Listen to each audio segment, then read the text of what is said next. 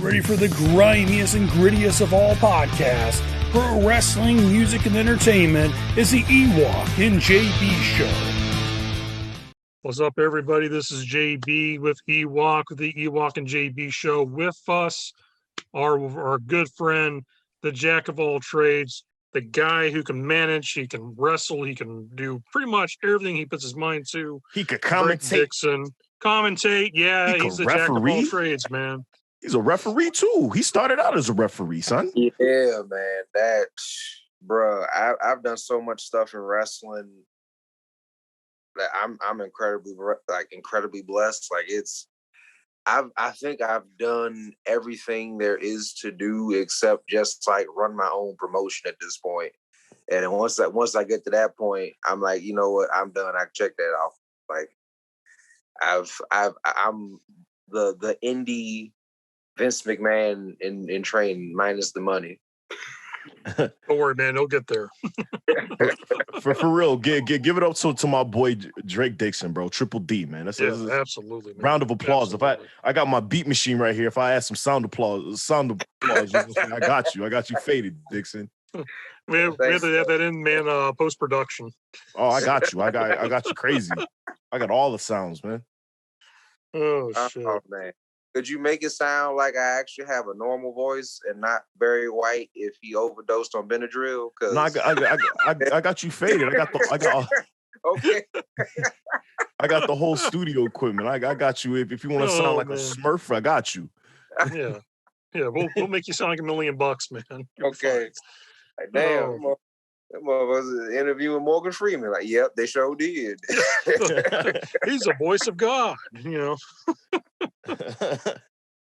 So I have to ask, man, when you first got involved with the world of wrestling, like, was it your mindset to be one of Chicago's best utility guys? Or do you have like a thing like, I was going to be a wrestler, but you just ended up falling into like every category out there? My main thing with that was I came in and the first thing that happened is that I did the workouts and they didn't give a damn that I was new. So everything was, hey, this is where we're at. Like, this is what you got to do. And they, now I know that was basically like their vetting out process of like, okay, who's serious about it and who's like, just like, oh, I saw it on TV and thought it'd be kind of cool to try it. And I'm not gonna lie, that was me. Like, I grew up watching it. I love wrestling. Yeah. And right off the bat, we were doing like 300 and something squats. And I did it. And it's like, oh, that's not that bad. And I'm like, when was the last time you did 300 squats? The next day I had work. I was constantly going up and down stairs, and it was literally like watching, like, I don't know if you've seen like the old Godzilla movies where the guy in the suit has to like take a step, and that's literally how I felt. I'm like, if I fall, like I'm not even in my 30s yet, and I already need life alert because I'm gonna fall, and I can't get the. Hey, real shit. You was gonna. Hey, you was gonna look like Mr. Glass and Unbreakable and shit, bro. You fall down the stairs, break like 13 bones in one instance, And funny story, that was probably like his first day. Like the next week was my first day. Yeah, and like it grew. Like I get every week it grew 300. So the building up. Yeah, and then the day that I came on the 1,000 squat day. Oh yeah! Oh God, man! Trial by fire, man! Trial by fire. And I was about to quit, and I see Dixon over there. I was like, if this dude got it, I got it. You know what I'm saying? And I was about to quit. I was like, all right, I can't do it no more. Like that's the main thing, man. People were like surprised, like, oh, this dude is nice as hell. He ain't gonna do this shit. He ain't gonna be no damn wrestler. What are you? What are you gonna do? Hey, and his nickname was Carl Winslow. We used to call him Carl Winslow. Like I don't know if I kicked that off because like you know me, I'm the class clown, you know? Oh yeah. I was like, no, here's the thing. Before Dez got there, it was Cleveland Brown. it was Cleveland Brown from Family Guy, and then he got them like, you know what, Carl, okay, I'll do Carl Winslow. I'll do that. And then somewhere along the lines of like working out, it became like, all right, so this is like Fat Will Smith. I'm like, all right, well, damn, then we're gonna go with that. Yeah, like for funny story, there was supposed to be a kaiju attack show where I was Steve Urkel. I contacted this man. He was gonna be Carl Winslow. Yeah, yeah. I was gonna put on one of my dad's old outfits and be like, "Hey man, I need to borrow this." And he just looked at me and he said, "For what?" And he just shook his head like, "I know you on some dumb shit right there. I just gotta hear what you need." He just know it. He just knew it. I have a question though. Did he have the Carl Winslow mustache rocking it? Oh yeah, dude. I had at one point my facial hair game was like Scott Steiner level ridiculous. Like one week it was just a straight up like porn stash, and then the next week I got the Fu Manchu going, and then it's like full on Hogan, and then it's like, oh, he got a beard, and then it's like, no, he don't. We got a goatee. So like either this is like the world's greatest master of disguise who found one niche and it's just like, it's gonna be this facial hair, and we just gonna go with that. Like at one point, it got so bad because I'm like, wrestlers have beards, and I'm gonna grow my beard out, and I forgot that I was gonna shave it before I went to the airport. And I ain't trying to throw shade at TSA, but I mean, I get I'm not that brown. Like I'm brown, but it's like the right. It's not too light, not too dark, just like in the middle. But that beard. Look, I got some looks at that damn TSA checkpoint. I swear, man, they was like, Really, that's your ID. They're like, hold on, your name ain't Muhammad. Like, no, it's Chris. It's like, and they put you through like the body thing now. Like they got this whole little thing. It's like no one's gonna sit there and take the time to like wind you down. So it's like put you in this thing like this. Yeah, and it's like, you're sweating a lot. And I'm like, yeah. Oh, they got the whole. They gave you the whole ringer. They brought the dogs in. They like the dogs, and rubber gloves. You get those rubber gloves ready for you. Oh, that's like, never good. Well, why are you sweating so much? I'm like, well, first of all, sir, it's like 90 something degrees, and everybody in here packed up on each other, and y'all looking at me like I'm about to set something off. Look, let me explain something to you, man. I'm from the south side of Chicago. I ain't did 23andMe, so I'm gonna just go with black right now. But as soon as I said that, he said, "Well, what's that accent?" I said, "Well, my family from the south. What part? Mississippi? Ah, yeah, you brother. Yeah, go ahead, man. I'm sorry about that." And I'm like, "Ain't this about a bitch, man?" I'm in there thinking I'm finna get the full like. Someone just like with the glove, you get the glove, yeah. I'm like, oh man. And it just, doing that kind of just made it clear that with wrestling, and I realize this, not just with like something like wrestling, but anything, there's stuff everybody wants to do, and then there's stuff that has to be done. And nobody wants to do much of the stuff that has to be done. Like everybody, if you ask them, hey, who wants to wrestle? Everybody would put their hand up. Oh, yeah, I want to wrestle. Okay, cool. We got to go get this ring. Okay. There goes the excuses. Everybody's got fucking excuses. All like my cat, has got a date tonight. My fucking grandma died, but dude, your grandma died like 15 years ago. Yeah, like she died again. It's like, yo, you got 5 grandmas. You know what I'm saying? Like, and that's the messed up part. That's just going to get the ring. There's a ring. You just gotta go get it. And sometimes, like, it's not even like, okay, so the ring's in St. Louis and we're in Chicago, so we gotta go get. Like, nah. Bro, the ring is like 20 minutes at a U-Haul spot, At a U-Haul spot. Like, like, hey, my dude Craig got the hookup and it's just in his backyard. It's like 10 minutes away. Damn, man, we gotta go get man.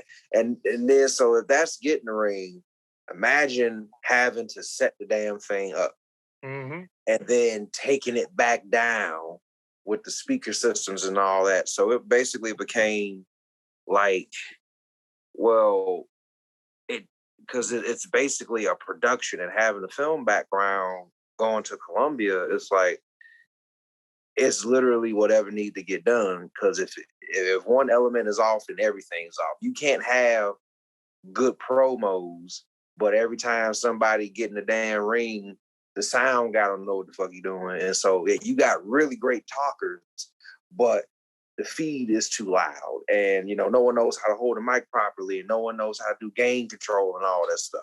Yeah. So it's like, all right, so what do they need? Okay, well, we need referees. All right, cool. I did that. That was the first thing I did, because that's like the best way for people to get show ready. If they're like putting in the work and they're trying to like learn what it's like to be in that ring. Okay, well, can you keep up with the action going on in the ring? Because if you can't even keep up with calling the match and making sure they're doing this and that, then how can we trust you to perform on a show? And one of the things that a lot of guys don't realize the importance of learning to become a referee while you're being trained to be a wrestler is learning psychology. A referee learns ring psychology better than most wrestlers do. Yeah, and it was for the longest time. For like the longest time, it was basically like people in the audience would kind of get upset, because like they want to see like actual like it's not like a blood sport, so when someone is injured, I'm gonna check on them. Like if a dude's getting his ass, I'm like, bro, you can't even stand right now. And it made like the people gave a damn, because if the person in the ring seeing this stuff is like, hey, you like lay up because you killing this dude, then it's like, oh shit, like is he okay? Is he gonna be able to continue? Because like, yeah, that was a nasty ass. Yo, he got dropped on his head, man. Like, what the fuck is going on? Like, and then he gets like, oh man, you ref, you need to throw the towel. And just like doing that got me able to just like, basically it's the thing about being a ref is it's the best job possible, because it's literally on the job training, but the pressure's not as like intense as like, okay, so now I gotta perform, I gotta remember this spot, and like, oh man, we've been doing this for like 20 minutes and we got another 10, and all right, okay, breathe. And like, I'm like watching the transitions of the holds, I'm watching the timing, I'm watching pacing. This is like how they interact with the crowd, if their face, if their heel, and just the simple stuff. It's just always make sure when you sell, your face is up, because that's how you make the money. Yes. And once I found that out, it's like every single time I've seen someone in a headlock and they're doing this, it's like, bro, they can't see, head up. Like I would literally just go in and like, hey man, like live. And it's like, oh, okay. And it's just amazing the stuff that you learn from doing that. And once they got me comfortable enough with doing that, and it's, had me start taking ref bumps and whatnot, it's like, oh, okay, well, he bumps pretty believably. So it's like, yeah, he got knocked on his ass. Like, oh, okay, because they can buy that. Well, let's see how he does as a manager. And like being a character and talking and like making people laugh and entertain them, and like, I don't know how or why, it just kind of comes naturally.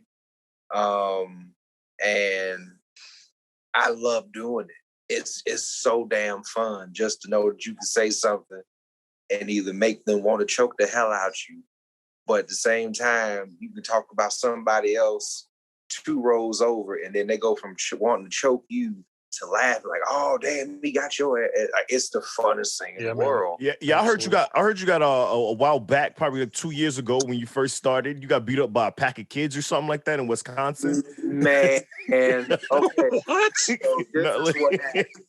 this is what happened. So I was terrified because one, we going to Wisconsin. I'm like, all right, it ain't that far from Chicago. It's just Wisconsin. Then I found out, like we're gonna like perform at like a lodging area for it's owned by one of the Green Bay Packers. Okay. And we get there and it's another football legend is there who's also a professional wrestler. Try to take a guess, John, who it is. Try to take a guess. Was it Mongo McMichael? Oh, Yes, it was. Bet your goddamn ass it is. Mongo McMichael. And the king of Botchamania. Man, look, it was dark. We were on a campground. Like this is literally how most horror movies start. I'm like, man, look, I can't do this. And then I came out the next day to perform, and I was, I'm a heel manager, and they got their shout out to Steven Michaels, the Chicago Bear, Chicago Bear Hug. Love that guy. So I was involved in his match, and it was him and Hunk Cassidy. And Hunk Cassidy was his partner, and they were teaming up, and they were cheering, and I just took my cane and I just started choking Hunk Cassidy, and man, those kids went crazy. Ref is Jade. One of the little girls jumped on my back, and her mom had to pull her off. And I swear to God, before that little girl was pulled off me, she leaned over in my ear and said, "You gonna die tonight." I'm like, what the fuck kind of children of the corn, like, shit is we dealing with? And after the show was over, every single person that came up to me for an autograph, this little girl would run around and would like knock the paper away, like, "No, he's a mean man." And I'm like, Jesus, this is pretty cool. It's like when you do your job right, like, yeah, like they, it's yeah, this is how awesome it is. But at the same time, it's like, it also dawned on me, damn, what if this was back in the territory days where it's like we'd have to drive in separate vehicles, and the heels would have to be with the heels and faces with the faces, and then, oh man, we had to stay in like different like cabins, hotels, and then it's like, well, damn, what happens if we all went to breakfast at the same place? Heels on this side, faces on that side. Like, man, I'm trying to eat. Now you mean tell me I got a mean mug too? Like, I'm not trying to threaten nobody while I'm eating damn bacon and eggs. Like, come on, man. But like that's the dedication that it took back then. If you wanted to do this, that's what you had to do. And that's the magic of it. That's the whole magic of it. And it's, to me, it's to know that you can go out there and do physically or verbally one specific thing that a person will just latch on to. And it's like, oh man. And it's because like the thing that I wish people understood, especially to like all the new people coming into wrestling, and because WrestleMania season is around the corner, and we're gonna get a lot of new students. Yeah. Like, A lot. I can't stress this enough. Wrestling is more than, well, I want to do cool stuff. Because when you get older, the cool stuff you realize isn't even that cool. And the lame stuff is actually the cool shit. Like, if you can go out, and that's the problem. That's why no one understands WWE, and they, not that I'm, like I just want to state that I don't work for those people. I like to wink, wink, nudge, nudge, but like at the end of the day, everyone gets so upset, like, man, they got this person and they got this person and they don't do this and they don't do that. And it's okay. Well, here's the thing. Maybe that person is a really great wrestler. Maybe they are phenomenally talented. Maybe they're a freakish, inhuman athlete. They can do this move and that move and that move. Have you ever seen them with a mic in their hand? Horrible. What majority of them can't cut a promo to save their life. And it's like, bruh, like, yeah, I know you can whoop my ass, but if you can't get a microphone and convince people that you can do it in under 60 seconds, yeah, I don't give a damn how swole you look. Cool, great. What's stopping me from kicking you in the nuts? Yeah. And just, or you cut a promo and you do it the wrong way. Oh, yeah. Man. Those are actually worse. like you do it the wrong way. It's like a lot of wrestlers are probably listening and watching this podcast. Sometimes you have to, even in UFC, you got to put your opponent over. Yeah, and that's what gets me. You can't just realize. You can't. Oh, my bad. Go ahead, Dixon. Go ahead. No, you good, man. Nah, because like you and John, I guarantee you have seen this, and I know I'm not the only one. Because people think I'm crazy when I say this. UFC is getting better at pro wrestling than pro wrestling. Yes, and it's crazy. They have pyro. They got like licensed music. They got like entrance dances and whatnot, and like signature taunts and all that stuff and catchphrases. Tell me why the hell when they had Conor McGregor and he was doing pay-per-view buy rates of 40 million plus, but you got fighters who actually have better technique than him, couldn't do the same thing, couldn't main event, couldn't sell out. That's the reason right there. That's the reason right there. He could talk. He was basically Ric Flair of the UFC. Like everything he... Conor McGregor is the greatest heel in sports. Him, that Chael Sonnen. Chael Sonnen's another one. Oh, yeah. If he get under your skin, and piss you off, he'll do it all day long. Chael Sonnen's a huge wrestling fan also. Oh, yeah, dude. Yeah, he'll straight up tell people, I take myself from professional wrestling. I'll piss you off using pro wrestling on you. Yeah. And it's great. And, it's funny, me and EWOKK talked about this on the earlier part of the podcast, how, pro wrestling is starting to get into more of the blood sport style, the WFI type shit, And I'm like, the sad thing is that was pro wrestling 30, 40 years ago. You look at the old territory days, guys were snug as shit, man. They beat the hell out of each other. And almost everybody knew how to shoot. Everybody knew how to amateur wrestling. They knew how to catch you in different submission holds and arm bars and locks. Yeah. And then this new generation, no, I'm not trying to diss the kids today by no means. Yeah. But so many of them, you take them in like, hey, man, I want to teach you catch wrestling. By the end of the class, there'll be like 95% of them going on Twitter, Facebook, I got bullied today in gym by some guy, tapping me out. I'm like, no, he's teaching you how to survive, man. If someone wants to rough you up in the ring, you got to know how to protect yourself, because there's some ornery, like, gritty vets out there. Like, they're gonna have a bad day with a newbie, man. They're gonna beat the shit out of them. Like, a lot of people got to realize, like, especially if you're coming into business, like I know we are at an era in society where people, if you're getting treated wrong, you're gonna post about it, and you're gonna they canceled. You're canceled for doing that.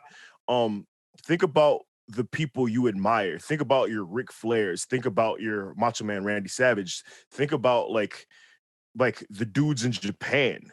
Yeah. They've all been through the grinder. Everyone went through the grind.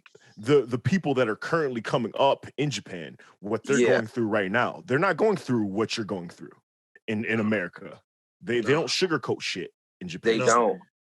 They They don't. Like you've actually went to the dojo in LA, Dixon. Yeah. With Shibata, and like stop like we got to treat this as a sport. When I grew up playing lacrosse, when I grew up playing hockey, when I grew up playing football, it was tough. It means to be tough. You gotta be tough to play, be athletic, and just straight up succeed. You know what I'm saying? When I broke in, not trying to cut you off, EWOKK. When I broke in 2001, the very first day of tryouts was you had to do 300 to 500 squats, run around the spare barn that's outdoors in Florida, which is like 100-degree weather. Ooh. And then when you run back in, you got to do push-ups. They didn't care what type of push-up it was. If it was Hindu, if it was military style, if it was on your fist, whatever you had to do it. Then when you're done doing that, they made you do suicide drills where you would run from one side of the building to the next, and then they would blow the whistle and make you drop down to another push-up set and get back up and run and back. And I was like, oh my God. And that's the first day. And nowadays kids would complain about that. And then I remember talking to a lot of the old school Southern wrestlers. And I was like, what was your training like? And Bobby Blade, which is the guy we'll have on this podcast with us. Bobby's one of my wrestling dads.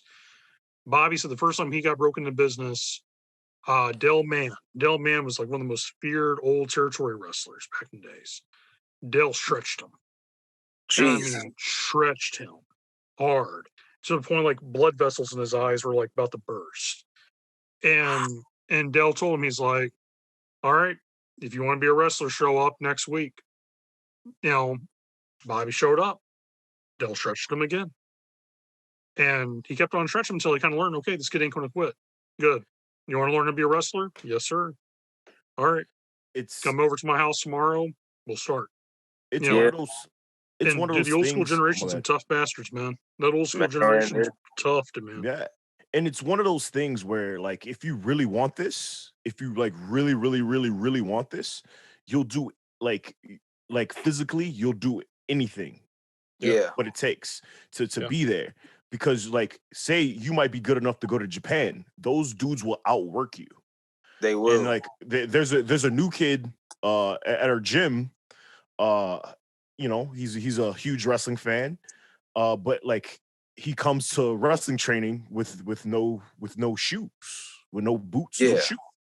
I told this young man, I was like, listen, I'm gonna give you my old boots, but promise me this.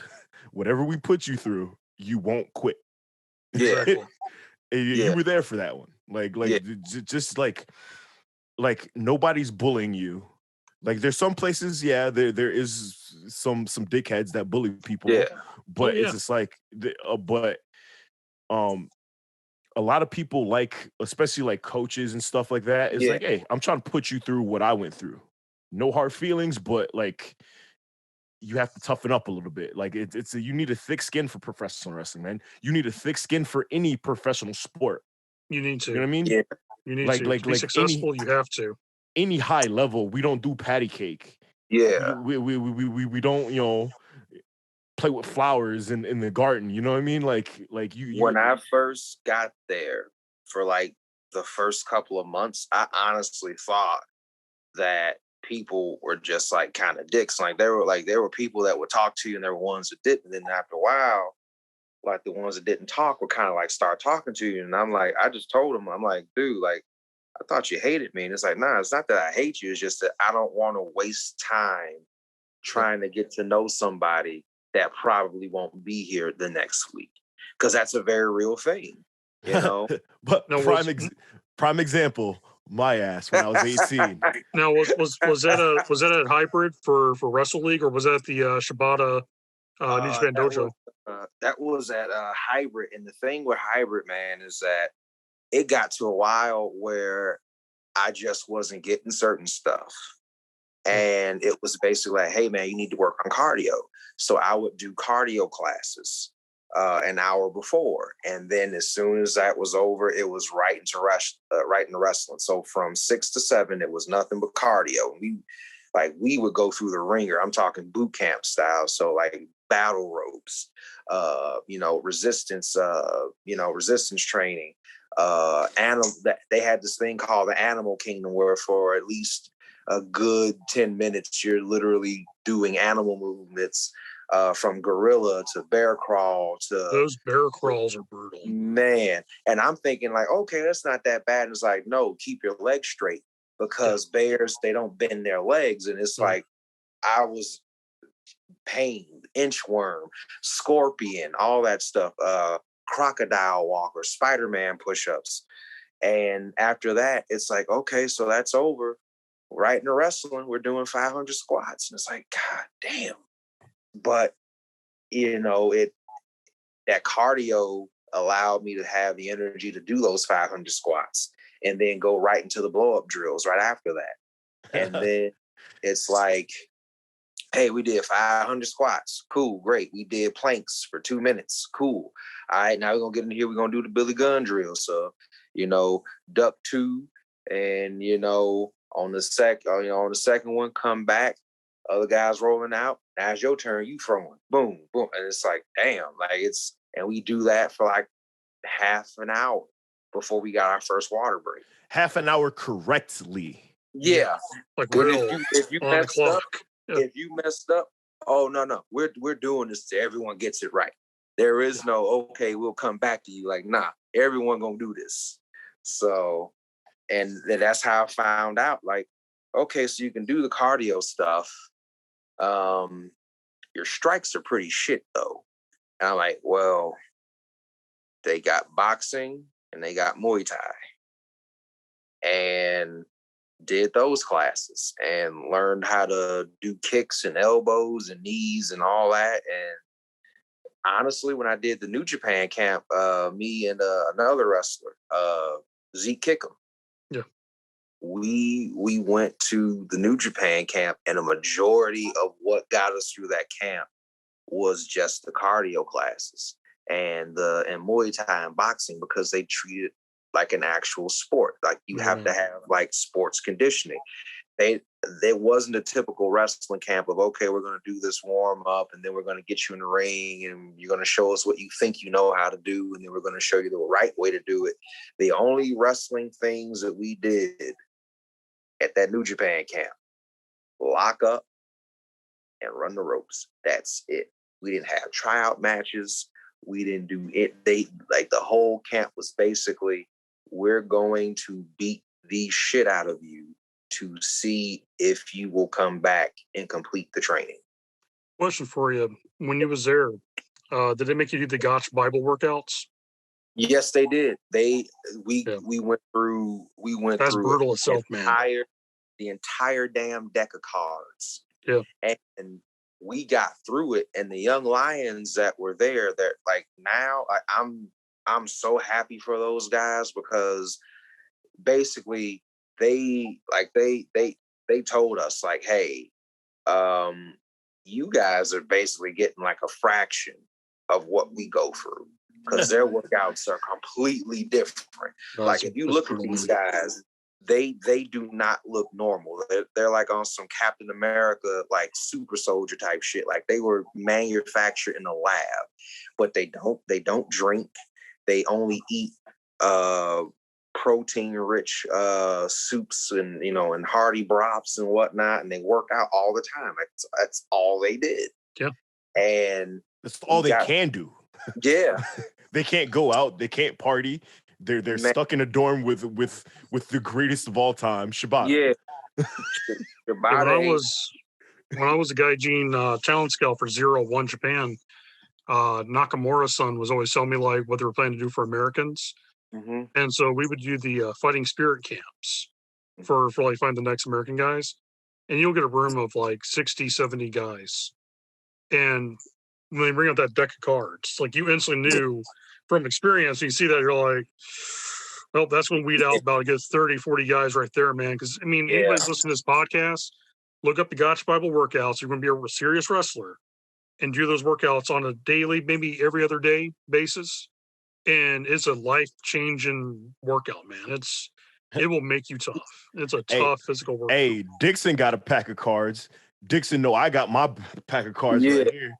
Yeah. I know Tully Bordarelli is somewhere. He got his deck of cards. Like, you know what I'm saying? Like you got to get on it. Like, look it up, y'all. Like, if you're a wrestler, look it up. Yeah, because it gives you wrestler cardio that you need. And I'm gonna tell you this: there's not a single. It's not one of those like, oh, well, what does it work on? Fucking everything. Yeah, there's not a single muscle, joint, ligament, whatever. Head to toe, your ass is gonna get worked. And you could kind of build your own. Like you can map your own, but like I try to sometimes look on Reddit or like just see who who's I'll tell you what some of my Russian guys that work for IWF in Russia, Vladimir Kulikov is one of their big stars over there. Yeah, he'll actually do Gotch Bible workouts, but he'll make them do with kettlebells. Oh, so yeah, I was like, God. And that separates the people that want it or the people that pretend that they want it. Exactly. Because in all honesty, like the easiest thing that you can do is tell who wants it and who doesn't. And it's not going to be because of the hard stuff. And I realize this. You can get lucky and find people to do the hard stuff. But when it's time to do like the simplest shit in the world, I don't know, man. This thing. So, bro, I can tell you right now, you got to wrestle 30 minutes and you got to take this like high spot off the fucking top rope and land on a table outside the ring. Oh, okay, cool. You do that shit, no problem. Hey, man, as soon as you get home, could you give me like a quick 30-second promo so we can hype up the next show?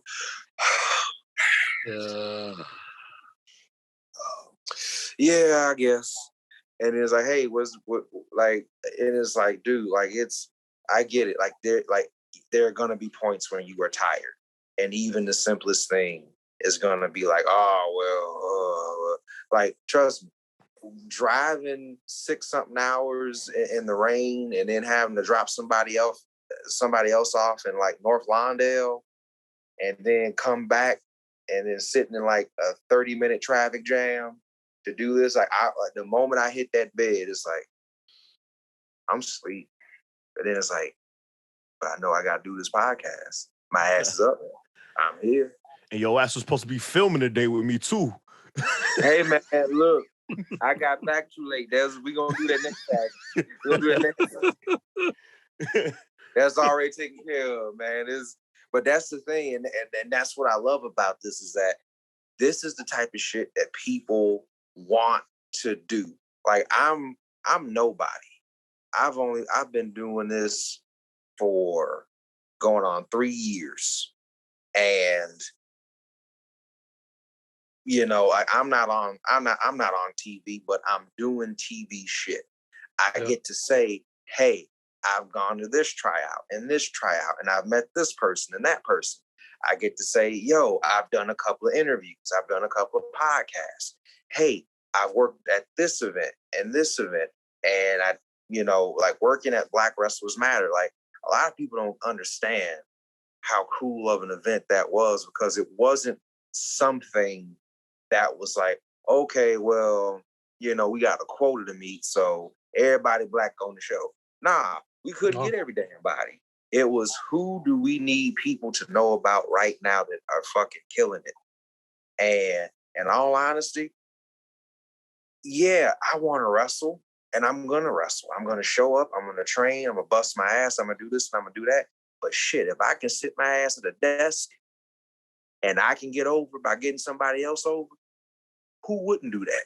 You'd be crazy not to do that. And that's the thing. Everyone is like, no, I don't want to do this. I want to do this. If you limit yourself to only one thing, the path you want to take, not saying you can't get to where you want to go, but it'll be a hell of a lot longer if you just keep doing one thing and not everything that you can. And that's the thing, you got to do everything you can. If someone's going to take the time to put you on a podcast that is, also going to be in the UK, like who the hell doesn't want people in the UK to know who they are? Definitely how hot the UK wrestling scene is. You know, so it's like, hey, like I could actually probably end up going overseas and wrestling in the UK, which is something I want to do. And you know, it's all work ethic, man. And you know, people like, oh, I want to be in WWE, I want to be in AEW, I want to be in New Japan. This is the shit that it takes. It takes driving all day from A to B and coming home and then doing this. It takes eating right. Like, yeah, I'm fucking tired of chicken breast. I'm tired of rice. I'm tired of broccoli. I'm tired of salmon. But you got to eat that stuff if you want to. Eventually, the goal is to wrestle without a shirt on. I'm not that far away from that goal compared to where I was before. Like I used to be 290 and then started wrestling. Yeah. And got down to like 250 and then 230 and then 220 on down. Like man, like I lost almost over 100 pounds. Yeah. Because something that I wanted to do, I could not do properly because I had weight holding me back. If the only thing holding you back is something that you can physically control, do it.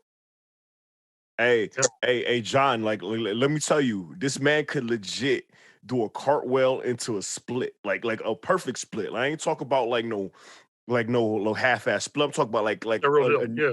like a near stripper split. Because like I heard also a story where you did a split in the New Japan camp and Shibata like cracked. You cracked Shibata. Yeah, man, bruh. So what it was a mobility and balance drill where basically you would have to do a forward roll. And in that forward roll, you would have to come up and catch yourself into not a complete split, but like your hands would be literally the main thing keeping you up, and you would have to be just like straight as you can, not falling back on your butt or anything like that. And then standing up from that and then doing another forward roll to the other side of the ring and then doing the same thing. So what would happen is that I would actually, I didn't know how to do it properly. So instead of just rolling forward and stopping myself, I would roll all the way forward and go to a standing position. And it's like, oh shit, yeah, the split. And I would just drop and do the split. And Shibata would just like, oh, and just like seeing his face and his reaction. And like, he just started clapping and just like laughing. And it was like, I just want you to imagine the most intimidating person in the world who you know can take your head off, just laughing and is thoroughly entertained. And every time I did it, he would stop what he was doing. And he was just like, oh, and he would like motion over to the young lads like, oh, he's gonna do it. And then towards the last day, I felt so disappointed for the dumbest reason. The last day, I actually learned how to properly do it. And he's like, oh, okay. Yeah, like that's split. Hey, Shibata wanted the splits, bro. like I met Shibata also. Shibata is possibly the nicest human being you'll ever meet in your life. Yeah, I didn't realize how tall that dude was. Like I swear, like I was happy as hell. I'm like, I did the program and I did the camp, and I'm like kind of cut and got some definition. I put that shit all over Facebook and Instagram. Like, bruh, this Rush Hour remake is wild. I'm like, you know what? Y'all on some bullshit. Y'all have to do me like that. But he's such a wonderful, like just genuinely nice human being. But he loves his wrestling and he takes it seriously. Yeah, like it's his toughness. You can tell it comes out of love. It's not just someone that's like doing it just because like, oh, you know, well, because I can. Like, no, he's going to put you on your ass because him putting you on your ass is a lot better than you getting in the ring, fucking up, and then you're carried out on the stretcher. Exactly. Because people don't get how serious this stuff is, man. Like it's, a lot of people kind of forget that Shibata was second generation. Like his dad was in a wrestling business, man. So his dad took that shit ultra serious too, and that's where he gets his from his dad. And like people like don't understand when this guy threw headbutts, he was legit throwing headbutts. There was no, I'm gonna just like launch forward just a little bit, and then you're gonna like, the thigh slap of doom, and like no, like he was clocking people full force. Because his whole thing was that you can say whatever you want about wrestling, who's good at it, who's not, cool, great, I don't care. One thing you will not say is that it is not an actual combat sport. You will not say that it is not believable. And it's you get that from him. You get that from Minoru Suzuki. Suzuki's the same way. Yeah. Ishii's another one, man. He's physical as hell. Hideki Suzuki, who was trained by Billy Robinson. Like a lot of those Japanese shooters, man, and they're legit. People forget about the Japanese, and I'm glad EWOKK mentioned this too about how the Japanese workers train. Mm-hmm. They're trained first and foremost how to shoot. They're trained first and foremost. You don't let someone walk on you. If the gaijin comes over, you make sure that he knows that this is Japan. This isn't, some playground. And people forget Japanese will test you in that ring first to see how bad you really want to be in Japan. Because after you read some of these stories, talk to a lot of American workers who've been over there, Japanese whoop their ass, man. I mean, they just lay that shit in and let them know.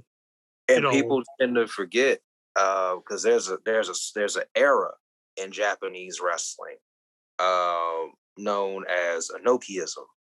From Antonio Inoki, and people don't understand basically what this dude was doing. If you look at early New Japan, a majority of the people on that roster were legit like shooters, like MMA, like real deal. Like Bob Sapp was their goddamn world champion, and he was just like he was brutalizing people. It was literally a bunch of Japanese guys having to fight MMA guys, and they had to get good real goddamn quick. I'm right too. That was during that generation. Josh Barnett was wrestling over there full time too. Yeah. And it's funny now, like everybody mentions Josh Barnett. They're like, oh yeah, and I'm like, dude, he's been legit for like 20 some odd years now. But think about he's that. always been legit. Think about that. It's just like we kind of overlooked our Ken Shamrocks. We kind of overlooked our Dan the Beast Severins when we were kids. Yeah. Like me, I love that type of shit. So I didn't overlook it. But a lot of people overlooked those type of people. Like they were giving us that in the Attitude Era.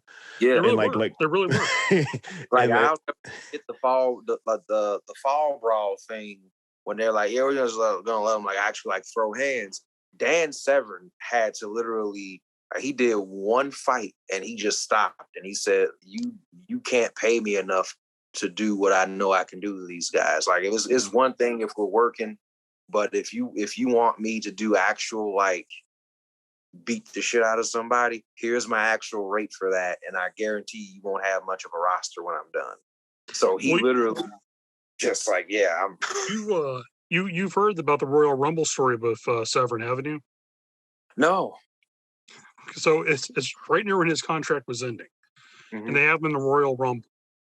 And Dan pretty much made the comment, I think it was kind of a little bit out loud, if I am correct on this. And he said to himself, what if I decide to have a bad day out there and I just start suplexing everybody?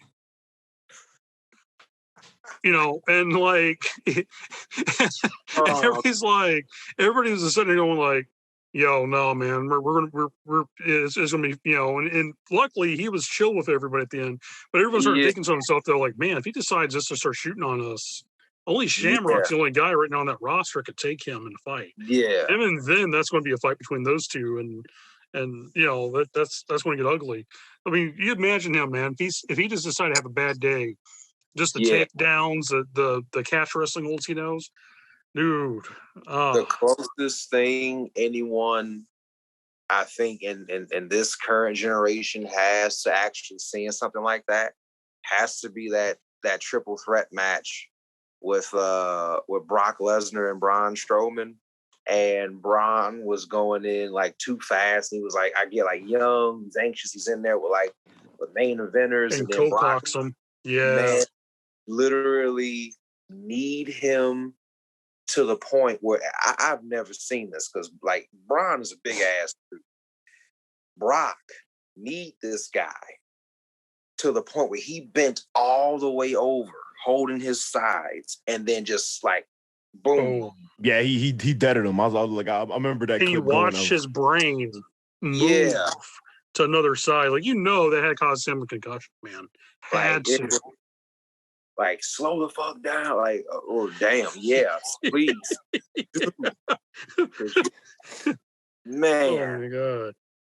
Oh man, like it's like that's the thing, and now you have, kind of like this influx of, MMA fighters coming to professional wrestling, because, in many ways, I'm glad that they're doing that, because there's a lot of shared similarities. Absolutely. But it's weird. If you take a bunch of wrestlers and train them to do MMA, okay, that's one thing. But trying to take MMA fighters and teach them to do wrestling, most of them couldn't do it.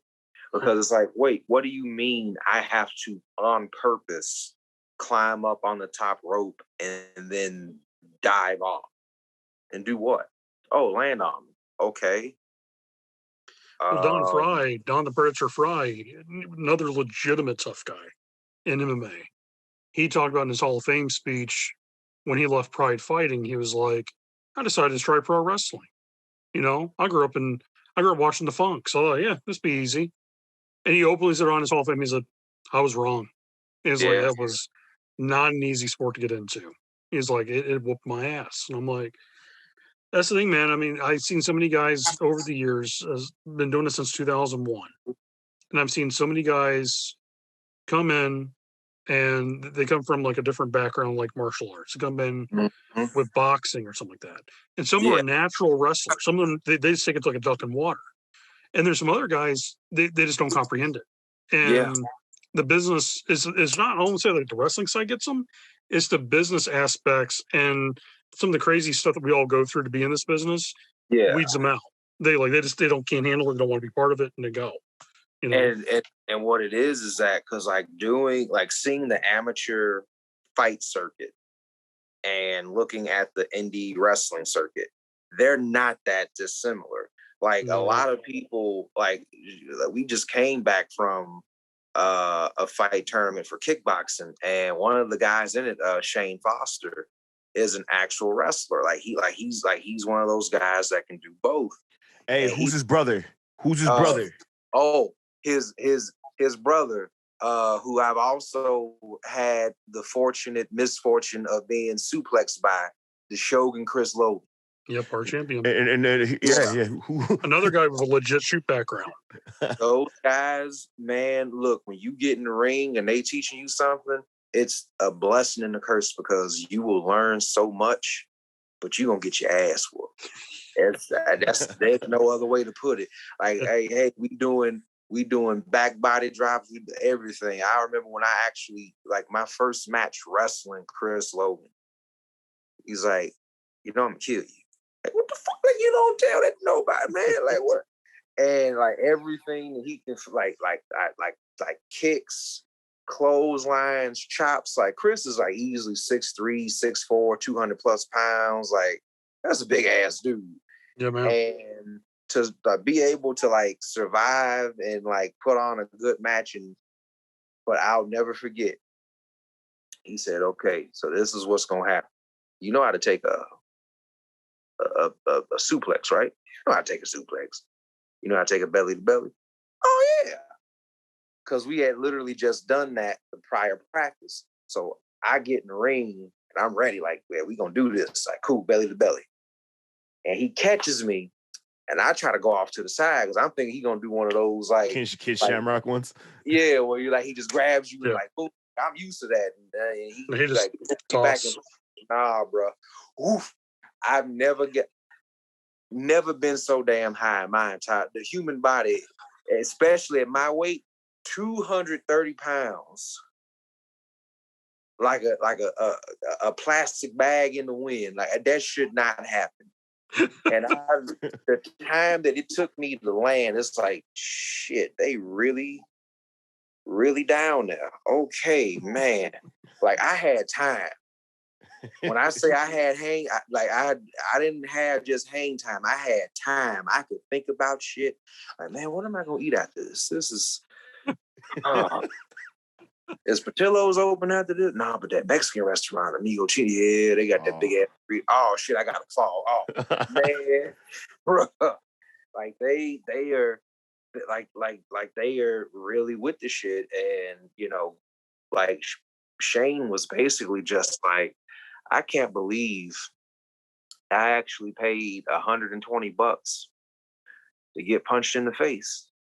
But I had fun. And that's the thing, because that amateur and that indie level are so similar. Like no one understands it. Like you have to pay to go to a tournament and legit get punched and kicked. Yeah. You know, for the opportunity to win. And it's like you have to drive 12 miles both ways with as few stops as possible. Like it's like you're driving you're driving 12 hours for probably 5 minutes of actual in-ring work. But damn it, and in that 5 minutes, if you know what you're doing, you can easily turn 5 minutes into 10 and then 10 into 15 and so on and so forth. I went and wrestled with Shane in North Dakota. And like those are some rough ass drives, man. Like 12 hours, like straight through there and back. And then you got shitty weather, like around when it's snowing and whatnot. First time I went there, it was like, oh man, I signed up for this shit. Like, okay, cool. Well, this is what it takes. Second time went back, did a Bernie Mac gimmick. The first time I went there, I wrestled Garrison Creed, the mercenary, and really great guy, really soft. And that was like a quick 5-minute match, but I got to showcase what I can do. And it was, you know, the promoter was like, oh, okay, this dude can actually like wrestle. And okay, cool. Second time, I just did all character work and had an 8-minute match doing Bernie Mac impersonations. And the crowd, man, the crowd went, I was like, first of all, fuck him. I don't know what the fuck y'all cheering for. You think he gonna whoop my ass? No, he ain't gonna do a goddamn thing. I'm telling you something. I'm gonna get in the goddamn ring and I'm gonna fuck him up. I'm gonna bust him in the motherfucking. And man, just doing that and selling and just reading the crowd and whatnot, there was the biggest moment of that match. I got slapped so hard, I rolled out the ring, and at ringside, I looked at this dude, I said, look here. That motherfucker just hit me. And he said, yeah, he did. I said, how bad is it? Pretty bad. Oh, Lord. No. I took a sip of his beer. I said, oh, okay, I'm ready. Let's do this. Liquid courage. I got back in there. Dude, he was so damn happy that to him, a shitty $8 PBR that they charge way too much for became the coolest thing in the world. And I autographed it for him after, like, if you do, I'm telling you, the shit that everybody thinks is cool is not the cool shit. No. It's the simple shit. Like, cause that dude came from Wisconsin. So he drove damn near close to about the same amount of like time that we did to get to that show. The fact that I know that somebody drove out there and was satisfied with just something simple, cool, great. That's what I want to do. And that's what it's about. People forget, because I've been to shows and I've been to tryouts where and John, I know you can attest to it, Des, you can attest to it because I've done it and I'm sure you've done it. Whenever there's a big name at the tryout, everybody got the same mentality. Oh, I'm gonna get my shit in. It's going. I'm gonna do some shit I ain't never did before. Yeah, I'm gonna do this. I'm gonna do this top rope shit. I saw someone do a fucking moonsault one time. Ain't never did a moonsault, and I'm like, yeah, you landed it, but barely. Like, was like what? Because like everyone, they get this mentality of like, oh, I gotta go all out and do this. Vince McMahon, Triple H, William Regal, Don Callis, Tony Khan, all these people have seen some of the best goddamn moonsaults in the world. No one does a better acai moonsault than Ultimo Dragon. Hell, he invented the damn move. No one is gonna outshoot and star press Jushin Thunder Liger. That's just the bottom line. If you think that's all it takes, bruh, the time it took you to carry your ass on that top rope and do that flip, you could have got it easily 5 more minutes worth of character shit in, because that's what they want. They know you can do moves. You go to any wrestling academy, any wrestling school, you will learn moves. That's kind of a given. Like, you're gonna learn how to do shit. Cool, great. Can you sell? Can you run the ropes properly? Can you wrestle for 15 minutes? And then if they're short someone and they need you on the card again, could you possibly go another 10 or another 15? Can you interact with the crowd and make them care about 2 people they've never seen before? Can you, work in a manner that not only sets the tone for the rest of the show, but also takes care of the person that you're in there with? Like, are you safe? It's a multitude of things that they look at to get who they want signed. And it's not the shit that people think about. Man. Because, man. One of the things I look for, man, as a promoter, I look for character. And I want to see, can this person interact with the crowd? Mm-hmm. And will the crowd respond back to them? And will this be a person that this crowd would want to pay to see come back again and again and again? Yeah. Can they do something different every time? Yeah. So it's not the same, hey, you guys want to see the same flip every day? No, let's do something else, Like, the way I look at pro wrestling, I was lucky when Jim White gave me advice when I first started in. Jim White said it best. He said, kid, we do magic. Yeah. And at first I was like, what? I never heard this explanation. I'm like, what do you mean? He's like, well, you ever watch a good magician, Copperfield? And he was like naming all these different magicians. And I was like, yeah. He was like, think about this. If he goes out there and every single night he makes the Statue of Liberty disappear, the first night you see it, it's pretty amazing. It's like, yeah. Second night, you might go, wow, pretty impressive. By the third night, you don't care. Why? Yeah. You've seen it twice already. Yeah. You always want to make sure you save what you're doing for the big crowds. You work, you make them entertain, but don't give them everything. Because if you do, what are you going to give them when they come back? And that's the problem with almost every guy on most of these young guys on the indies. And some veterans are guilty of this too. Hey, man, what are we going to do? Oh, man, we're going to go out there and steal the show. And this is my advice. And Des was there during our whole pep talk at the first show we did. And I told guys, I don't want to see guys come out here and trying to steal the show. I want to see people have great matches that works the crowd, that the crowd would want to come back for more. Yeah. And we keep building and building and building. And so we can't fit no more asses in the building. Yeah. And that's what I want to see. I want to see storytelling. I want to be, even as an owner, I want to be captivated by what we're producing. I want to be intrigued by it. I want to be entranced by it. I want to feel the emotions of wrestling again. And to me, the best performers weren't always the flippy guys. We're not always the strong style guys. Dusty Rhodes, man, had 3 big moves. He had the punch, he had the elbow, and he had the big elbow drop. That's all Dusty did. What was 99% Dusty's work? Selling his ass off, taking a beating, playing up on the crowd, and cutting a good promo. Talking his ass off. He's talking his ass off. And it's like some of the best people in the WWE or some of the best people in AEW, some of the best people in Japan might not be the best wrestlers. Yeah. Yeah, far from you know what I mean? Like, I'm this good in the ring, bro. I'm this good. Nobody could touch me in the ring, but can you cut a promo? Can you sell merch? Yeah. Can you sell merch? Are you you know what I'm saying? Are you helping people? Are you not a dickhead?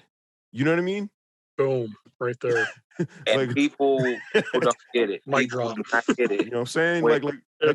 Like a lot of these cats are fucking goofballs out here, man. It's just like, yeah, you're good, you got all this talent, but you're just the most dickhead person in the world. Yeah. And who wants to work with the dickhead? Nobody. You know, who wants that around them all the time? I don't. I remember when they had the like they were bringing back the cruiserweight division at WWE, and they had like that roster is just stacked with some damn good talent. It was an all-star roster for that time. And people are like, oh, this is so great. But then here's the problem. You got all these great wrestlers, right? Why is it still just the thing that, you know, if you remember or care enough to turn on the network after SmackDown on Friday, you will see that. And so what they did, they brought in Enzo Amore. And like, oh, this is a joke. This is it. But it worked. They went from being the thing after SmackDown on the network to, hey, you're on Monday Night Raw now. You're on the flagship show. There are matches on the flagship show. You're the highest rating 205 had was the Enzo era. Yeah. Because he made people talk. He wanted people paid money to see him get his teeth kicked in. People hated him that bad, but he did his job. He still does. I mean, I like his character. I have to give him some credit. He understands I'm not the world's best wrestler, but I'm one of the best trash talkers. Exactly. That you would want to see me get my teeth kicked in. Andy Kaufman. People want to talk about wrestling history. Memphis had a great slew of heels, man. But what does everybody talk about? Lawler and Kaufman. Yep. People still to this day, there's people still in Tennessee today talks about that more than what's going on in Monday Night Raw or SmackDown, because they were on national television, turned into almost a legit shoot. He smacks Kaufman. Kaufman goes crazy on set, dropping the F-bomb on Letterman, and then comes back, neck brace on. I'm suing you, Jerry Lawler. I'm suing, the Jarrett family for allowing you to put your hands on me. You sorry son of a bitch, and he went off and then he started wrestling women and beating women up. And all of a sudden, Lawler gets his hands on him again. And then you watch the build up to that match to the Mid-South Coliseum, 15,000 people packed to see that one match. Man, one match. Like you this watch Lawler to pile drive him. It only took 30 seconds. The fucking match only goes 30 seconds. But it's the greatest 30 seconds ever, because when Lawler pile drives him, the entire building explodes. Watch Man of the Moon with Jim Carrey, and then from there after watching the theatrics of it, and then watch I'm pretty sure there's 90 documentaries on YouTube about that rivalry alone. Yeah. And it's amazing, the magic of wrestling, the magic of just simple shit the empty Terry Funk versus King Lawler, the empty arena brawl. Yeah, it was the first empty arena match. It was the first one of its kind. And it's funny now, everybody does empty arena shows now. Yeah, we're kind of being revolutionary. No, dude. They were doing that in Memphis 30 years ago. What are you talking about? That's old school. Just look at that. Look at Terry Funk and King's rivalry too. Like if you get a chance on YouTube, look all that shit up. It's just like it's so simple, but like it made the people feel some sort of way. We could do that. Yeah. We could do that here. We could save, like you could save your bodies.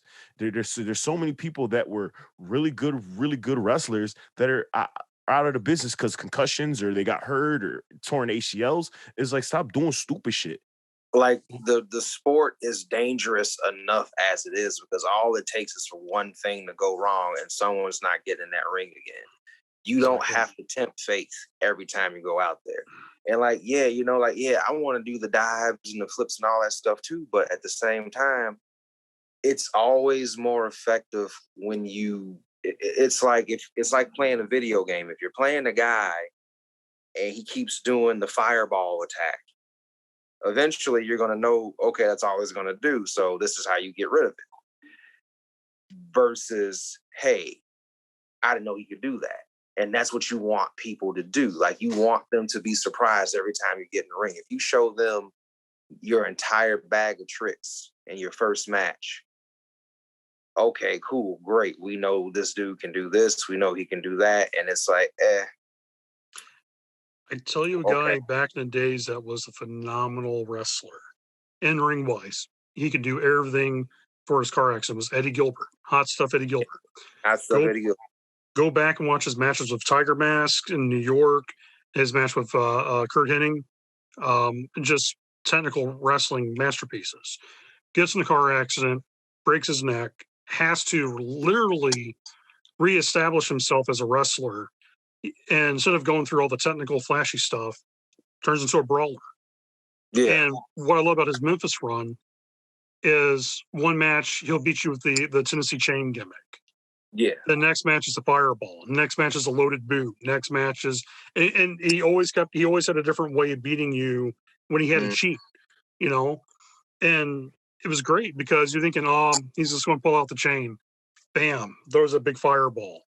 Crowd's just like, oh, wow, I wasn't seeing that happening.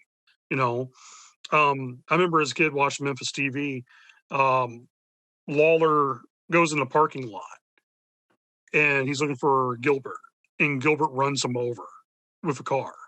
Yeah.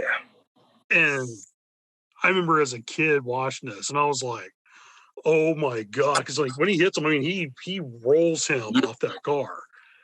And like everyone in that studio freaked out. Like they call the cops, the ambulance. Like legitimately, there were people in Memphis wanting to murder Eddie Gilbert for running over Jerry Lawler. And once again, went to Mid-South Coliseum, sold that place out. It was believability. And I think with a lot of guys, the way I look at like high flying, and if you think the same thing, correct me if I'm wrong. If you don't, you ever see a guy get in a bar fight, right? Mm-hmm. How many bar fights have you ever seen a guy actually climb up on a table and jump off on somebody? Me a handful of times. Handful, but 95% of the time, what ends up happening though, it never ends up in the guy's favor usually when he jumps up in the air. Don't get me wrong, Dixon. You know how my nightlife history is. Yeah, you've seen it in person. I like most of the kids I grew up with. They're a bunch of savages. But like I've seen it work once or twice. But the thing is it's like. It's one of those things. When it worked, somebody was caught off guard. Yeah, exactly. You just had to do it. It's like it was one of those things where like, all right, cool. Like the fight's over. My dude got his ass whooped. He's beat up. He looks like a sack of fucking dirty laundry, right? You know what I'm saying? And like, so it's over. Everybody's going back to whatever. My dude's climbing the little stools, getting on the bar, and dude's walking away with his girl. My boy just jumps off the bar. He caught the dude off guard, and like that's fight. Yeah. You know what I'm saying? Yeah. And that's what I'm getting at. There's the believability of being caught off guard compared to when you see, I hate to say this about wrestling, 4 or 5 guys standing in one bunch, a guy's climbing up on top turnbuckle, and they're all looking up at him. I'm like, why isn't anybody trying to climb up the top turnbuckle trying to get him down and then let him kick you down? And at least that looks believable. Like you're trying to stop him from jumping on you. Like that's the thing that gets me. Like if you got time enough to see this dude climb like rung by rung. Like y'all could literally just. I want to see that spot now. I want to see someone like they just look at him and then he goes like a double axe handle and they just part and he lands and he's in between the two of them and they just like rush him like Yeah. Like that, because like at a certain point you got time enough to see it.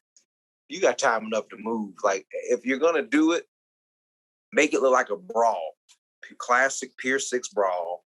Everyone's throwing shit. They don't see it, and, you know, because like if you have a Samoa Joe or a Cesaro in front of you coming at you to take your head off, you're not gonna stop and then look behind you.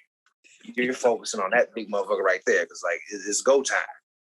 So have them still be in the huddle, like just doing something, and then like maybe one of them like and then gets out the way instead of taking them all out. That way it's more believable because it's like, oh, okay, well, damn, this crazy motherfucker jumping on people now. Yeah, like that's how it should be done, you know. But now it's like it's almost every single match. Yep. Oh, 5 people conveniently on the outside by the turnbuckle, where there's just enough space for someone to climb up and clear the landing. Wonder what's gonna happen. Oh, look, here comes a dude that's like $150. Man, it's gonna be okay. Yeah, it was nice.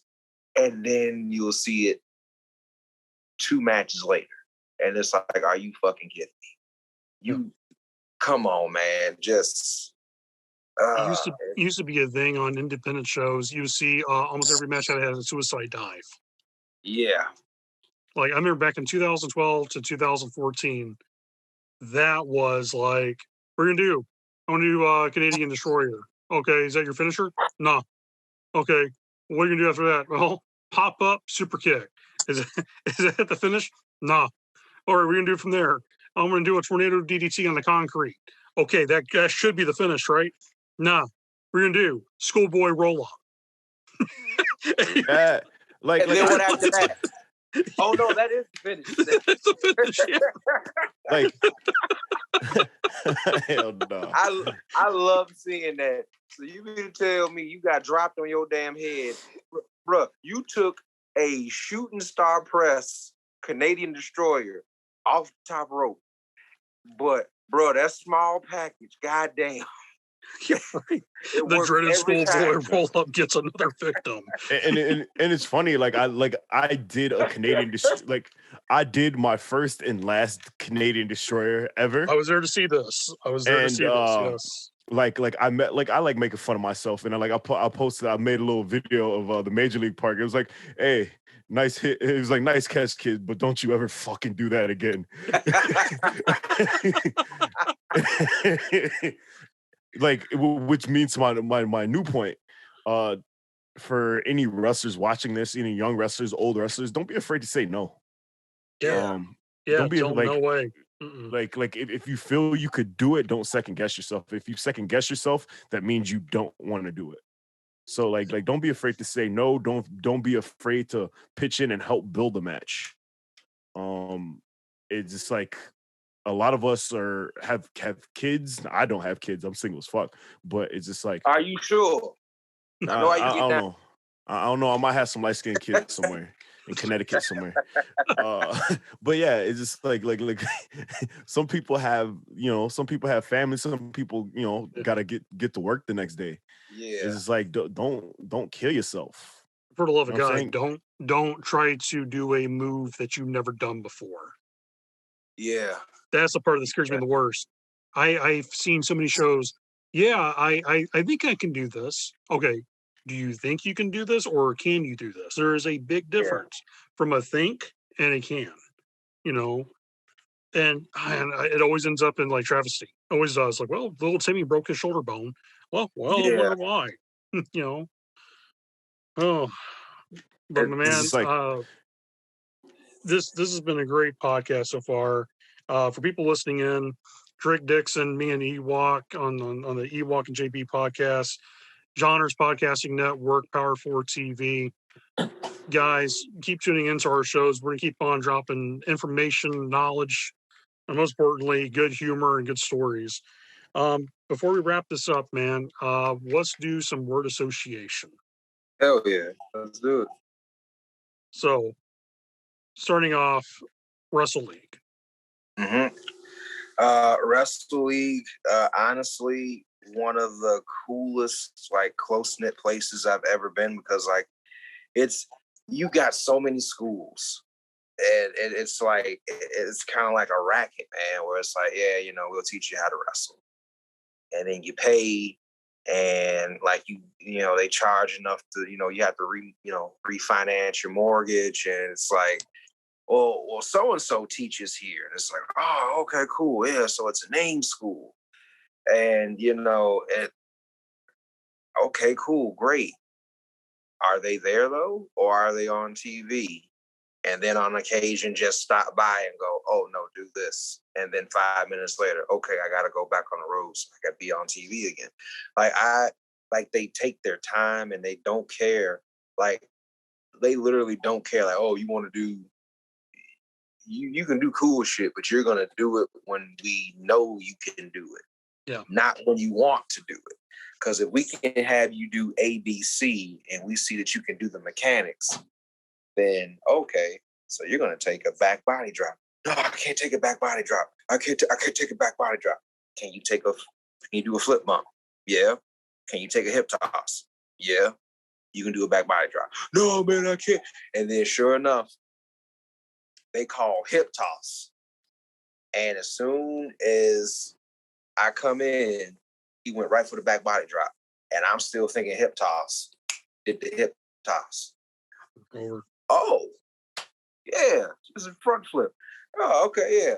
And like that's what I love about Wrestle League. Like it's simplicity at its finest, and everyone there has the potential to go on and do so much cool stuff.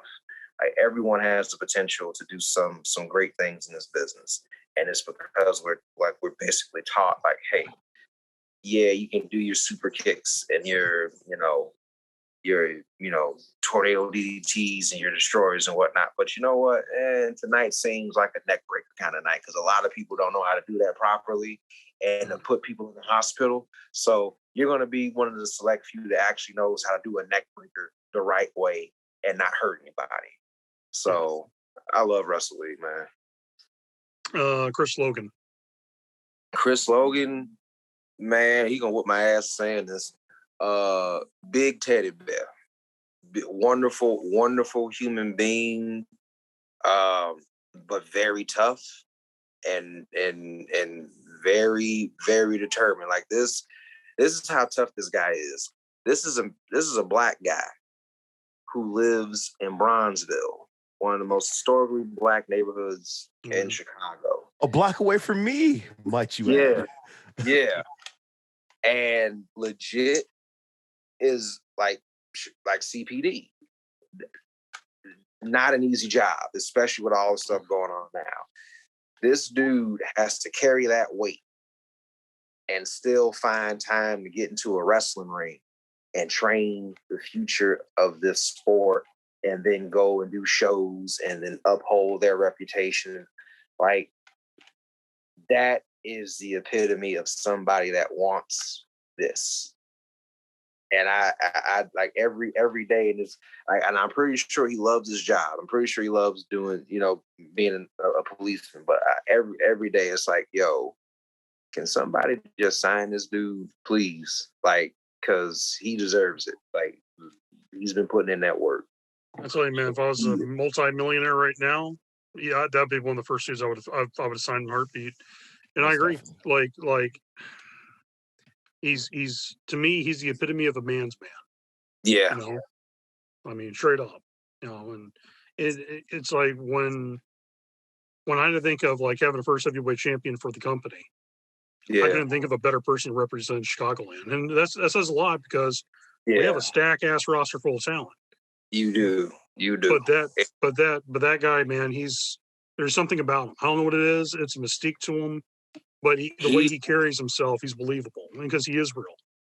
He's basically Dwayne The Rock Johnson if he pretty much just decided, yeah, I'm gonna just be like the most chill, regular dude you ever met. It's like, dude, how are you not on the fucking movie screen right now, man? Like, dude, it's, oh man, cool ass dude, real cool dude.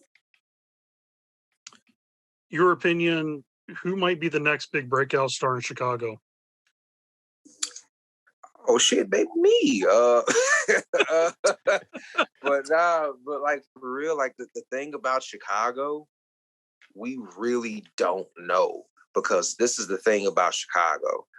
It is basically the wrestling capital. Everywhere you look, there's a promotion, there's a talent coming. Like it's hell, Bree Coda from Freelance just recently got signed to WWE NXT as Cora Jade now. Yeah, and I've seen her, like, one of the nicest people you will ever meet. Super humble, super down to earth. I've seen her at every single Evolve tryout. I've seen her at every single Freelance show, and not just Freelance show, but she's networking. Like if there's a wrestling ring somewhere, she is on that card. Doesn't matter. 5 people, 500 people, she's there. Yeah. And that's and that tenacity. And she's I don't even think she's in her 20s yet, and already she's signed to NXT. Yeah. She's got a lot of potential, and at the same time, there's now a spot on the indies to be filled since she's got called up. So now, it's like, well, damn, it's a proverbial who's who of who can, show up and out of nowhere, because like it's a lot of good ones. You got a lot of good ones, you got a lot of okay ones, you got a lot of crappy ones. But one thing I do know, people in Chicago, when it comes to wrestling, man, it is from the fans to the talents, everybody is hungry. Everybody wants wrestling. I guarantee you, the first live wrestling event back in Chicago is going to feel like a WrestleMania. Oh, absolutely. Because people are just going to, like, it's, man, just, I'm excited. Yeah. What about you, EWOKK? You have any questions? Shit, I ain't got shit, man. Are you still taking the top off the beer cans? Nah, I got 3 done right now. You know what I'm saying? Man. But I ain't got none. You just ask like all the questions I'll probably gonna ask. You know what I'm saying? Actually, what do you think about Aaron Stone? Because you got a match with him coming up. Yeah, you do, yeah.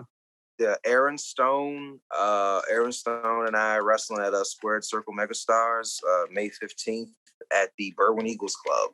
Let me tell you something.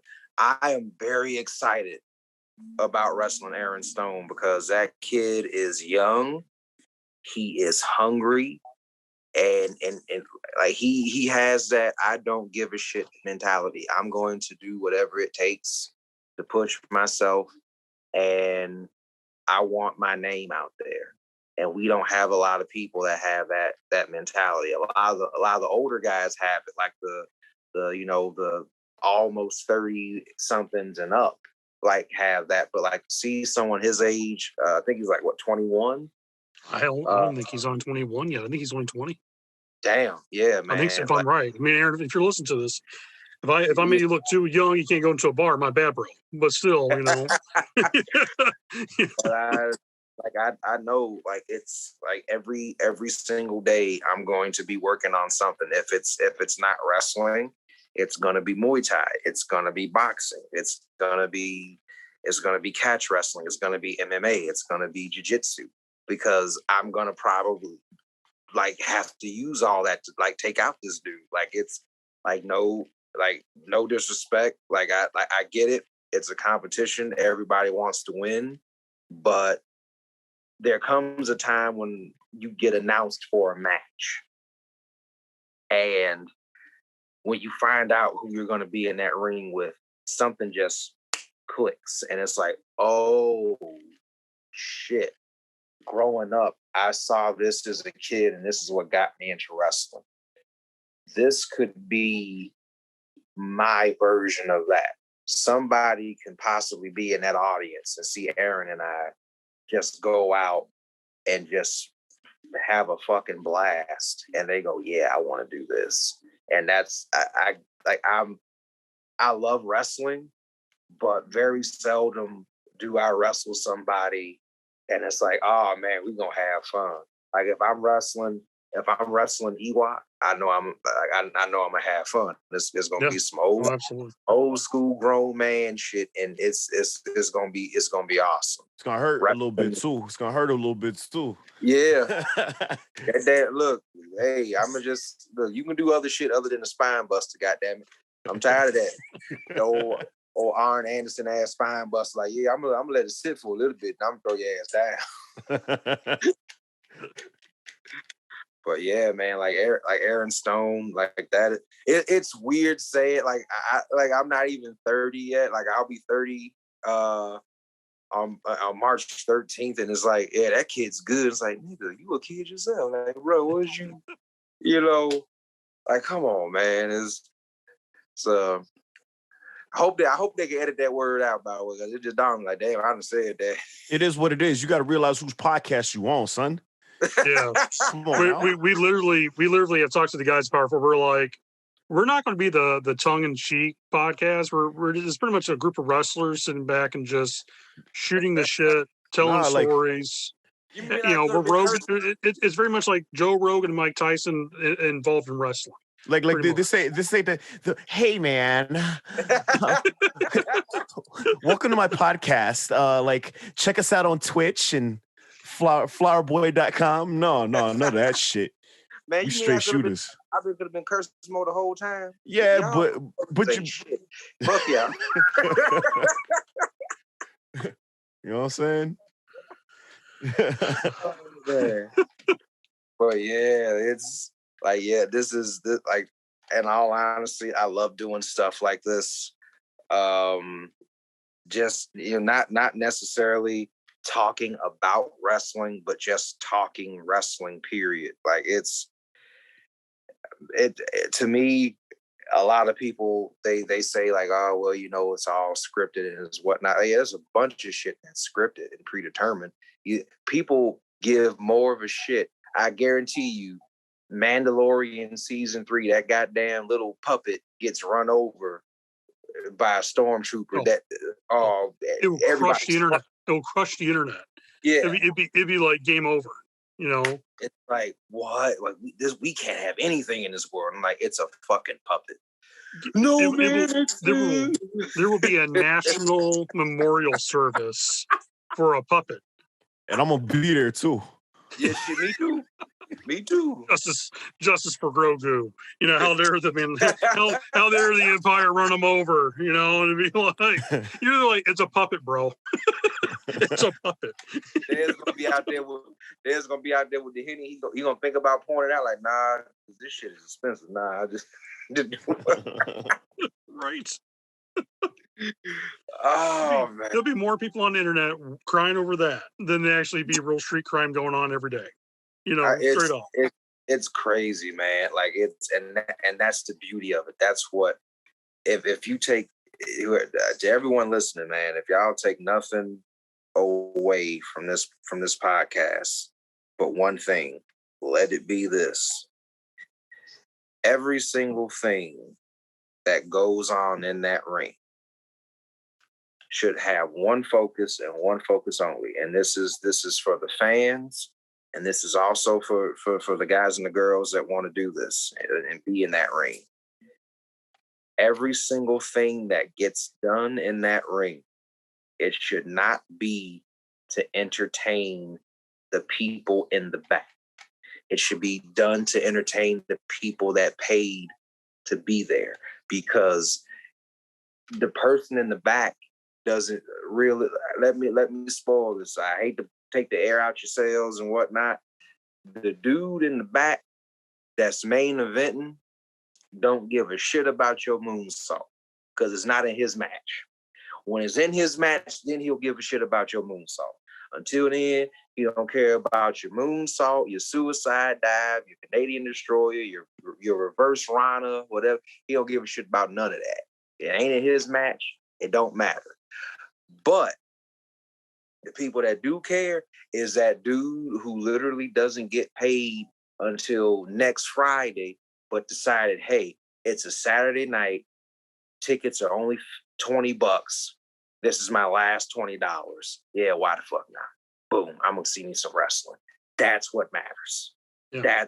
And if it doesn't, get the fuck out and come back when it does. That's because if we to this day, every single thing is the fan. Vince McMahon, Monday Night Raw, don't give a damn. Hey, we're gonna set some televisions up, and these fans are gonna be on them damn televisions. They're gonna be on those screens. Yeah. So if you can have many reasons for doing it. I'm like, if this is your dream, cool. If you want to do this to blow up and get famous and be the next Rock, okay, cool, great. If you want to main event WrestleMania, cool. If you want to go to New Japan, cool. I don't care what you do. Just make sure you know why we're doing it. If I don't care if it costs $1, I want someone to pay $1 and feel like they should have put 99 more behind it. Because that same work ethic is how you get the same people that spend 500 plus on those front row seats. Because if you can do that, I guarantee you, wrestling is like Hollywood. It's a small town. Everyone knows everybody. You might think it's not the case, but it's true. Everyone knows, trust me, everyone knows who you are. If you have a YouTube clip, everyone's seen it. If you post something stupid on Twitter, everyone's read it. It's everyone knows everything. So yeah, even if people don't respond to it, people see that shit. Yeah. Like there's been times where I posted, one of my green screen clips and like somebody comes to me, bro, that shit was funny as hell. Like, damn, you didn't like it or respond to it, but people see what you're doing on here. Yeah. So be wary and be careful what you post. I've actually seen people get fired over a tweet from many of companies, thinking no one didn't see it. They deleted it. No, it took us one person screenshotting it. Yep. And next day later, it's all over the internet. All over. But yeah, man, that's that right there, in my opinion. That's some of the best sound advice anyone should take. If anything, and I'm right there with you. If anyone takes anything from this podcast alone, is that the fans are so important. That's why we're all here. Yeah. Really. I mean, think about this. Almost everybody in wrestling was a fan. I was a fan. I know EWOKK was a fan. You were a fan. Still am a fan. We all are. If we're a fan, that means we pay to watch it. We went to go see it. And now we're doing it. Now we're performing it. Guess what? We're doing it for the same people who were like us. Who are there to be entertained. The man working a 9 to 5 at a shitty job at a factory that he doesn't want to be in. Yeah. And he knows any day now, if he gets sick, he can lose his home. If he loses, his insurance, his diabetic medication, he may not have any money to cover it. He's taking that $20 to get his mind off of the bad stuff in the world and want to go see something that entertains him and his family. That's why I look at wrestling fans as a promoter, but it also as a former worker, a wrestler. Yeah. How important that was to let them know, like, hey, you had a good time? And it's always the best response when you're a fan go, best show ever, man. That was great. And you get to know them personally. And you know they're blue collar folks. You're like, man, that's made this person's night a hell of a lot better than what it was. And then what you get, a loyal fan for life. Yes, indeed. I rather do a show that I know is gonna have 10 people, the same 10 people, come back no matter what, and to do something to make sure that no one comes back. Amen. Because hey, you know them 10 people gonna be there. Man. Drake, thank you so much, man, for being on our podcast tonight. Dude, you are a bright spot in the world of darkness when it comes to wrestling. and I'm being serious. There's a lot of people in this world, man, they just don't get it. And seeing someone that's young, that's already a utility worker, but also someone that has the hunger to go make that extra 5,000 miles just to appear in a building for 5 minutes and do his job and make sure people are entertained. To me, man, that's a shining star, dude. And on top of that, I'm looking forward to having you at Chicagoland. Straight up, like you've earned that spot, man. You really have. I'm looking forward to being there because, like, the thing that I like about Chicagoland is that if you look at that roster from top to bottom, you have done, honestly, one of the hardest things there is to do as a promoter, and that's go out and find people that are not the same. Because, man, everyone, like, oh, well, we want this across. Like, no, it is. You got high flyers, you got brawlers, you got grapplers, you got people who legit will get in that ring and beat the shit out of you. Like it's like it's old school wrestling. But the thing is, and I kind of hate that I use that term. It's not necessarily old school wrestling. It's just wrestling. It's everyone from whatever background, whatever walk of life. Like, it's like we got the same goal. We all want to be the best. And to be able to have that opportunity to be a part of that, and it's just, man, I can't wait. I just asked one thing. Could you, like, give me, like, 6, like, matches before I got to wrestle Chris Logan? Because, like you got to work up to that. Like, the body. Oh, yeah. That's a whole ass experience, man. I will not try to throw you into the wolves, man. I'll do my best to make sure you wrestle good guys.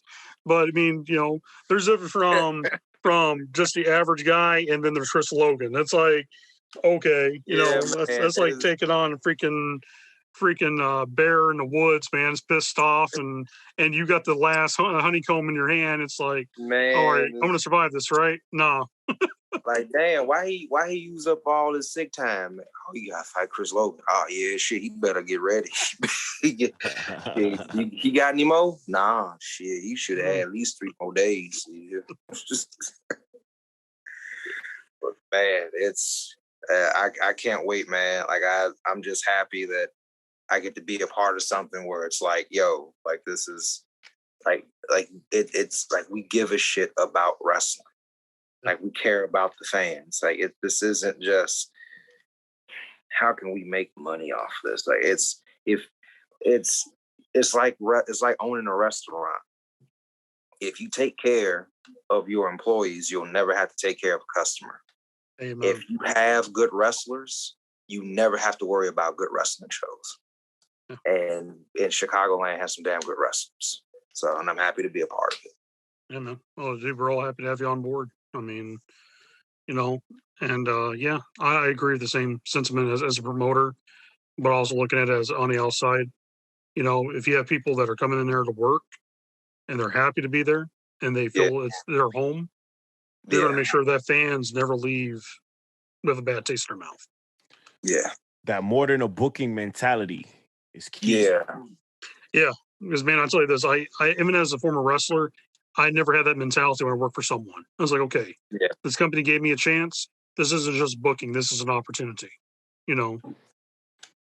I had many a times where in North Dakota where the guy asked me what my rate was, the promoter. And I just said, hey, man, look, whatever you think that I'm new, I'm just doing this for the experience. I appreciate being here. Whatever you feel that I contributed tonight, that's more than fair. I got $30. And then I went out there again, and that 30 became 40. and then that 40 became 50. All because I went out there and improved every single time, and I kept coming back. And it's like that, like it might not mean much, like, oh, cool, congrats. You kept driving 12 hours 2 ways just to get incremental pay. Nah, I kept driving 12 hours 2 different directions because I want to be able to know, hey, if I want to wrestle, but there's nothing in Chicago this weekend, but there's something in North Dakota.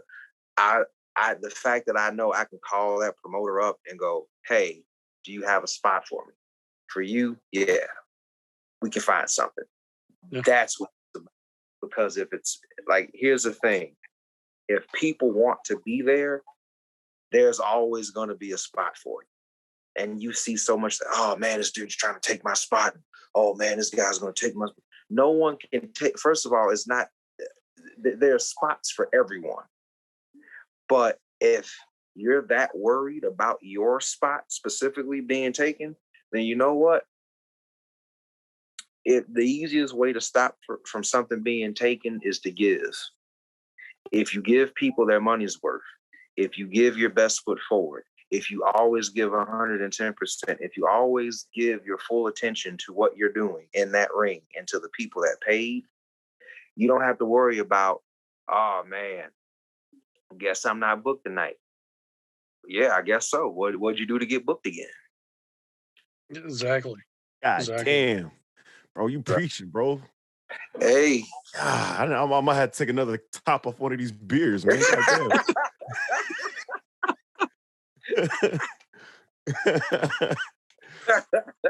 Bro. It's the truth, man. Like, it's matter of fact, that's my new gimmick. That's my new gimmick. You want to piss somebody off in 2021, just tell the truth. That's all you gotta do. Just be honest. Yeah. Like, and it doesn't have to be the brutal truth either. Just like, hey, this is how it is, and people are like, how dare you? My feelings are hurt. You know? Oh man, look, that's the thing to get, and I know we're gonna get people like, oh well, there they go with that. Yeah, they're mocking cancel culture. Like, no, we're not mocking cancel culture. We're mocking the things that are being canceled. Because don't get me wrong, for every one serious issue that you get, like, you know, the whole like speaking out thing, you know, that happened in wrestling, like during the Me Too movement. Yeah, that's something that should happen. If you're seriously, if you're a creep and can't keep your hands to yourself, that's something to be canceled over. But like, well, he said this about my favorite sports team or my favorite TV show, or he dated this actor that I don't like. So it's like they're trying to cancel the guy that played Superman because he used to date Gina Carano. And it's like, I don't know what to tell you, but if two people find each other attractive, they gon' hook up. Like, I don't know. Like, and sometimes opposites attract. And sometimes opposites attract with each other too. I'm gonna be honest with you. Like, shame on her, but damn, like if you can rewind it back, and Gina, like, I guarantee, and you know, probably even now, I ain't gonna lie, I'm only human. Gina Carano walk up on me talking about, what's up? Hey, look. I do MMA too. I bet you can't hit a chokehold from the front. Oh shit. Yeah, I'm definitely canceled now. Like, I could say anybody else. He gonna pick a white woman in February, the last day too. Oh damn! Yeah, right. Hey, like, and that's what I want for this podcast. Like, I want just people to be themselves, shoot loose. So don't be afraid to say how you feel on this podcast. Like, a future guest, never be afraid to say what you feel. Like, you know what I'm saying? Like, you feel like you're gonna catch flack for something that you saying. Hey, it is what it is. You said it. You meant it. You know what I mean? Yeah. But it's just like when you come on this podcast, just be yourself. Like, that's the only thing. That's the only thing I say. You know what I'm saying? Like cancel culture, whatever. Cancel me. I'm 33 years old. I'll make a lot of money. Yeah. You know what I'm saying? Cancel me. Go ahead. Try. I don't do nothing bad. Like, Same here. Last I checked, I can honestly say all the like dirty, low down shit that I actually did. Yeah, I was supposed to do it. I was in the ring when I did it, so that's my job. You can't. Yeah. You cans, man. He hit that motherfucker with a steel chair. And I'm gonna do it next week. What you gonna do about it? Yeah. Oh, man. But guys, this was an awesome podcast. Drake, bro, thank you for being on. Like, seriously, like this was a lot of fun, man. Like, I hope, like I said, if everybody's watching this, I hope they got some good laughs out of it. But most importantly, I hope they got a lot of good knowledge out of this, because I feel like with every episode, me and EWOKK's plan for these episodes was to get guys that we know that have great minds for the business and for entertainment in general, not just wrestlers, but just entertainers, and just knowledge drop. Just a little pieces of knowledge that they can give someone. Because if we don't help educate the people around us, how are we going to ever improve ourselves? You got it, man. You got a hell of a good mindset for how business and things should be done and how you carry yourself, how you're getting your name out there. I remember just watching from the Bourbon show when I first saw you to now, night and day, man. Like just big leaps and bounds. Thank you. I appreciate it. I'll never forget, man. Like it's, getting the opportunity to commentate for Black Wrestlers Matter. Like I had never done commentary a day in my life, but I knew what I liked on commentary, which was if you're commentating and you don't give a shit about who's in the ring, then you're not going to care about what's in the ring. And if you don't care, the audience isn't going to care. Like Dez and I, like, man, look, EWOKK, he'll tell you, we went all up and down that roster, taking notes on our phone, getting like, hey man, what's your backstory? What do you do? Like what? And we put everybody on that show over. Yeah. And it was one of those things where like we had to do this within 30 minutes because we were both in the battle royal. Yeah. You know what I'm saying? And like everybody just now. I watched that show. I watched it. You guys did a great job. Thank you. And it's gonna be a lot better, man. Juneteenth. Juneteenth, baby. And it's just gonna be stupid. You know what I'm saying? You got the Black Joe Rogan. You know what I'm saying? Come on now. Hey man, look, I got my commentary outfit ready. I'm gonna look like a young, slim, thick Savio Vega. Like I'm ready. Yeah, like going down. Like who uncle is that with a solo cup? Like what's in that cup? Because I know he shouldn't be sipping on it. No, this is gonna be crazy. We're gonna have Matt Hennessy on deck. We might have some Mescal on deck. I'm gonna be filming my little video blog. Like we ready for Juneteenth. Black Wrestlers Matters. Come on now. Look, Faye. If Faye Jackson show up, talking reckless. Hey, look, I'm respectfully, Faye. You watching this? I'm shooting a shot. I want you to know. I know you got your little thing for Shane McMahon. Ain't nothing wrong with the snow, but winter better with hot cocoa. I'm telling you that right now. I'll put that out there. I'm shooting a shot right damn now. You heard it here, folks. First and foremost. On the EWOKK and JB show, Drake Dixon shoots his shot. Juneteenth, he's coming for that ass, Oh, that shit. In the ring and out. Consensually.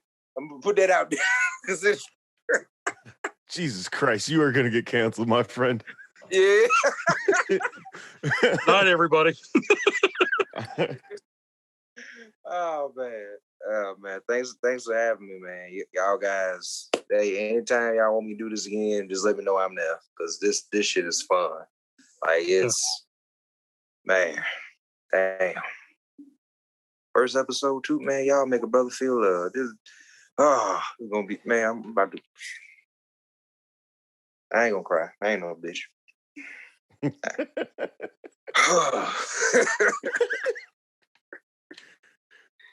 Oh man, but Yeah, yo, like if y'all whoever tuned in tonight, I want y'all to know y'all in for a treat. Just keep tuning in, keep looking out for this EWOKK and JB podcast, man. Yo, it's two real people, ain't cutting no corners. Your ass is getting the real deal. So, Appreciate hey, it, I'm just cutting tops off of beer cans. Oh man. All right, man. Well, once again, thanks for being on, brother.